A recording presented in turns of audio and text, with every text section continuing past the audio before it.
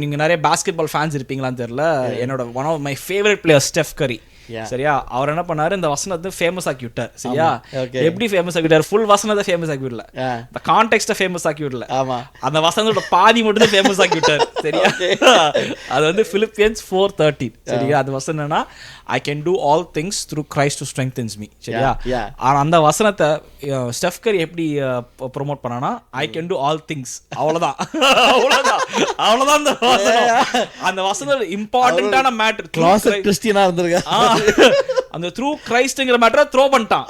சரியா, I can to all things மட்டும் வச்சுக்கிட்டு அதை சுத்தி ஒரு பிசினஸ் நடந்துட்டு இருக்கு. சரியா, பட் அந்த வசனத்தோட கான்டெக்ஸ்டே வேற. நம்ம வந்து நிறைய அத்லீட்ஸ் பார்ப்போம், நம்ம நிறைய UFC ஃபைட்டர்ஸ் பார்ப்போம், அவங்களாம் அந்த வசனத்தை சொல்லுவாங்க. இதை சொல்லவும் தான் ஞாபகம் வருது. ஒரு UFC ஃபைட்டர் என்ன செய்யறாருன்னா, அவரோட ஒப்போனன்ட் இருக்கான், அவனை போட்டு அடிச்சு கபாலத்தை ஓபன் பண்ணிட்டான். சரியா, UFC ஃபைட் நீங்க பாத்துருப்பீங்க, UFC ஒரு கேஜுக்குள்ள நடக்கும், ரியல் ஃபைட் இது பண்ணிருப்பாங்க. ஃபர்ஸ்ட் போட்ட UFC ஃபைட் யார் தெரியும்ல? யாரு? டேனியல் தான். ஓ, அந்த லயன் டென்குள்ள நடக்கும். Right, okay. But late Aava joke அப்படியே கொஞ்சம் வர்ஸ்ட் ஆகிட்டே போகுது. ஆமா பாய்ஸ், பட் ஆனா என்ன நடக்கும்னா, அடிச்சு அவன் வந்து கபாலம் திறந்து அப்படியே இருப்பான், மயக்கத்துல ரத்த வெள்ளத்துல இருப்பான். இவன் வந்து வின் பண்ணி மைக் எடுத்துட்டு I can do all things through Christ who strengthens me, இந்த வசனத்தை கோட் பண்ண தோங்கிடுவா. உண்மைக்குமே இந்த வசனம் இதுக்காக தான் இருக்கா? ரைட்டா, இதை யூஸ் பண்றதுக்கு தான் இருக்கா? நீங்க நிறைய அத்லீட்ஸ், ஆமா, நிறைய ஸ்போர்ட்ஸ் பீப்புள் யூஸ் பண்ணுவாங்க. ஸ்போர்ட்ஸ் பீப்புள் கூட கிடையாது, நம்ம சாதாரண மக்களுமே பாறேன். இப்போ எக்ஸாம் போறானா இந்த வசனம் சொல்லுவாங்க, I can do all things through Christ who strengthens me ன்னு சொல்லி படிச்சிருக்க மாட்டாங்க, பாதி படிச்சிருப்பானுங்க. அப்புறம் இன்டர்வியூ போறானா இந்த வசனம் சொல்லுவாங்க, வேலைக்கு போறானா இந்த வசனம் சொல்லுவாங்க, லைஃப்ல ஏதாவது இம்பார்ட்டன்டான கல்யாணம் பண்ண போகும்போது இந்த வசனம் சொல்லுவாங்க. ஏன்னா அவனுக்கு ஏதாவது ஒரு மேட்டர்ல சக்சஸ் வரணுமா, இந்த வசனத்தை சொல்லிட்டு போவாங்க. நிறைய பாஸ்டர்ஸும் தப்பா இந்த வசனத்தை கோட் பண்ணுவாங்க. பட் இந்த வசனத்தோட உண்மையான கான்டெக்ஸ்ட் என்ன? இந்த வசனத்தோட உண்மையான கான்டெக்ஸ்ட் என்ன நாங்க பார்க்கணும். பால் இந்த டைம்ல எங்க இருந்தாரு? பால் வந்து ஹவுஸ் அரெஸ்டா இருந்தாரு. ஹவுஸ் அரெஸ்டாக இருக்கும் பொழுது இந்த பிலிப்பியன்ஸ் எழுதுறாரு. எழுதும் போது சொல்கிறாரு, நான் வந்து ஃபுல் வயிற்றுலையும் இருந்திருக்கேன், எம்டி ஸ்டமக்லேயும் நான் இருந்திருக்கேன், வஸ்திரத்தோடு இருந்திருக்கேன், வஸ்திரம் இல்லாமல் இருந்திருக்கேன், என் வாழ்க்கையில் நிறைவாக வந்திருக்கேன், எதுவுமே இல்லாமல் இருந்திருக்கேன். But in all these things through in like இது எல்லாத்துலேயும் நான் போயிருந்தாலும் I can do all these things அந்த வசனம் I can do all things through Christ. I can do all things.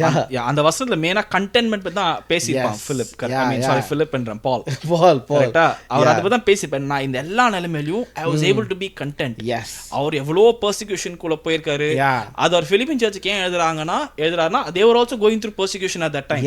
So அவர் என்கரேஜிங் மாதிரி என்ன சொல்றாரு, எப்பா என்னையும் பெர்சிக்யூட் பண்ணிருக்காங்க, ஆமா என்ன அடின்னு போட்டு இப்ப நானே ஹவுஸ் அரெஸ்ட்ல தான் இருக்கேன், எனக்கு இதெல்லாம் நடந்திருக்கு, ஆனாலும் இதுலெல்லாம் நான் கண்டென்ட்டா இருக்கேன்.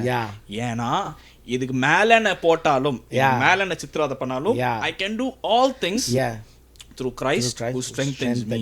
அப்படிங்கறதா அந்த வசனத்தோட உண்மையான கான்டெக்ஸ்ட். அதுக்கு மேல அவர் லிஸ்ட் கொடுத்திருப்பாரு. இதெல்லாம் சொல்லிட்டு தான் அவர் சொல்லுவாரு, இது மீனிங் வந்து எல்லா விஷயமும் இல்ல. இதை சொல்லிட்டு போயிட்டு இன்னொருத்தரை போட்டு அடிக்கிறது இல்ல, அடிச்சுட்டு because you are saying because you are God's child.